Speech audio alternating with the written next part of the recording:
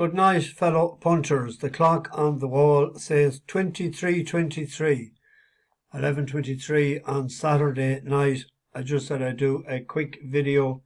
I'm not that long in where I'm staying. I was watching the rugby. No pints, because I'm living about over a kilometre outside the town on the Kilcommon Road. And I watched the game in Fáilte along with the owner, where she sits in that quiet little corner with her armchair and television. So they were putting me down below in a table for two, and there was a good crowd in. So I said, I'll go up in that corner. So she had no problem with it. And I had featherbone beef, and it was gorgeous again. And I had soup beforehand, leek and potato, and sherry trifle afterwards. So the match, there was only about 7 or 8 minutes left in the match when I left. It was gone 7:30 when I got in. I had a longish day, well, a late quit.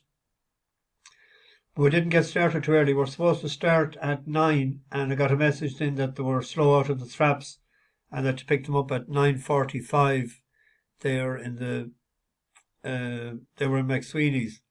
So I landed in at 9:45, and they were only having the breakfast. So it was 15:15 or 20 past to be leaving, and the question was going to be popped on Ladies' View after we going to Muckross House. So we came out from Muckross House, but the road heading towards Kenmare on the Ring of Kerry was blocked. There was a big road run, and there was cycling. There was a big thing on today. All the roads was closed.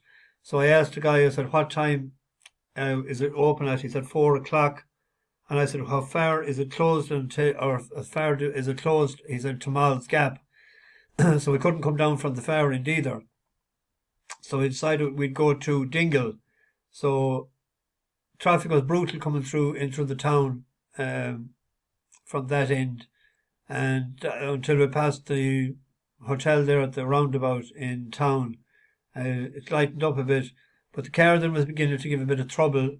There was a bit of smoke coming out, and it wasn't, the power wasn't in it. I have a BMW 730, but the light was coming on the last couple of days saying top up with petrol or oil. I must have put in a litre of oil too much. I had 3 put in the last couple of days, and the smoke coming out the back of it, I thought, oh Jesus, I thought we were going to go on fire.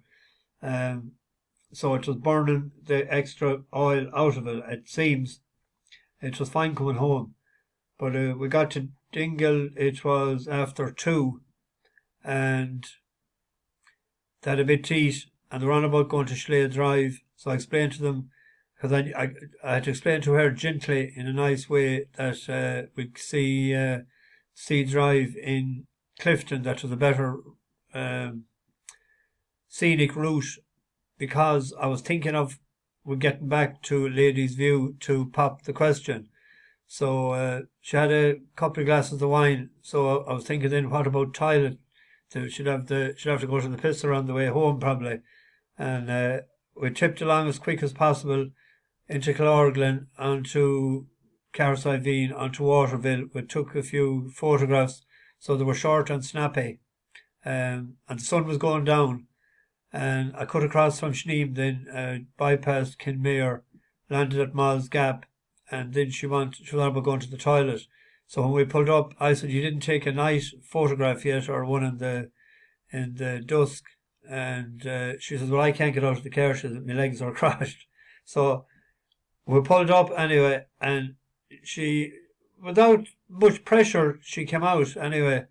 So I got your man's phone, and I said I'd take a photograph. So I put it on video, and he went down on one knee and popped the question, and she bursted out crying, and she must have said yes, I was in the distance, because then there was hugs and kisses, and there were like teeny boppers and young love and whatever. So always, she forgot about going to the loo anyway. So it was all lovey-dovey and smoochy and whatever in the back of the car coming home. So I had to put on the radio a little, because it wasn't after watershed hours, a lot of it. But it's great to see them so in love, and I wish them the very best of luck.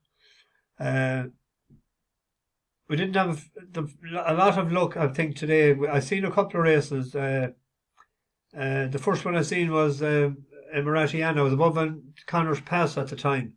Got that race in, and Alazi went the lazy way about it again today. He's an awful peculiar animal altogether. I can't make head nor tail of him. Sometimes he's good, and then sometimes he's useless. I thought the colours had won on his rare.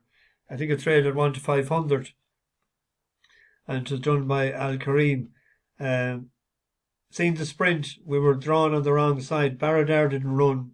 Probably the ground dried out a bit for him.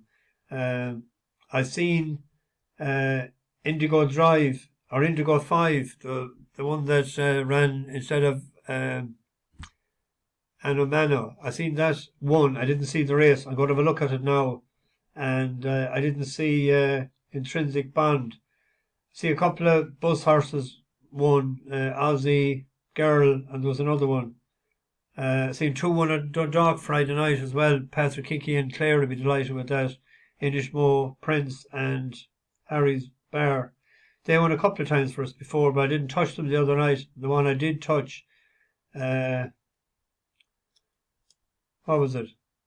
Didn't win anyway. I seen Brookie, another buzz horse, won the other night in England. So keep an eye on these ones that we mightn't get. We can't back them all at the time.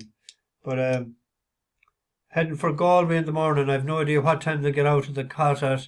They were on about maybe going for champagne tonight, and I don't know. I don't know what or engaged couples do anymore when they get engaged. So 2 for tomorrow. No, there's not great stuff on tomorrow.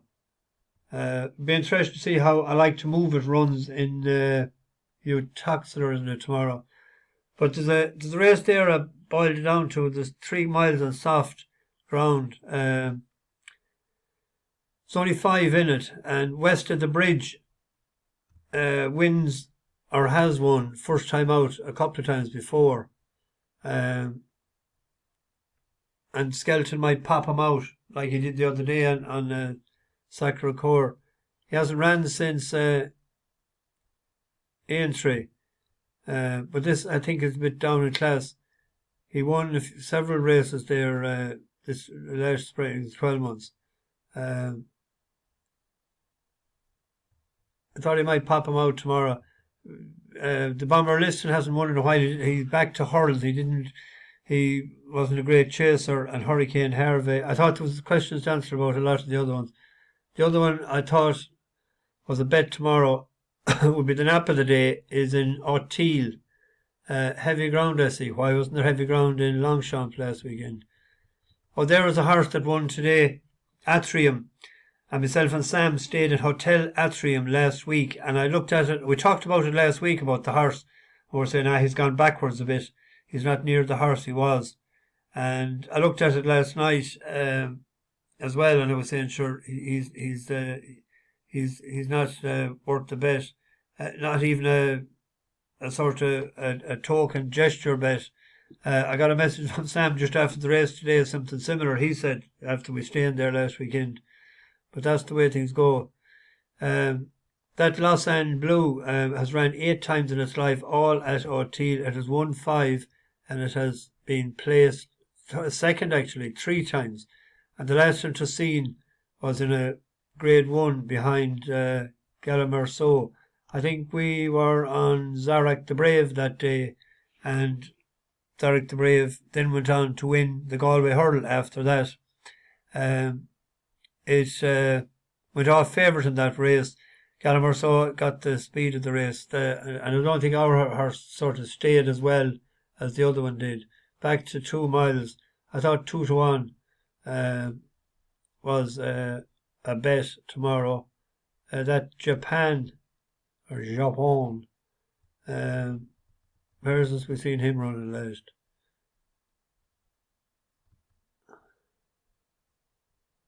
Auteuil as well. He's getting a few pound weight, all right, but the other one is down in class. But that one did win impressively. I remember the race now. But anyway, there's the two. There's the 2 for tomorrow. I'll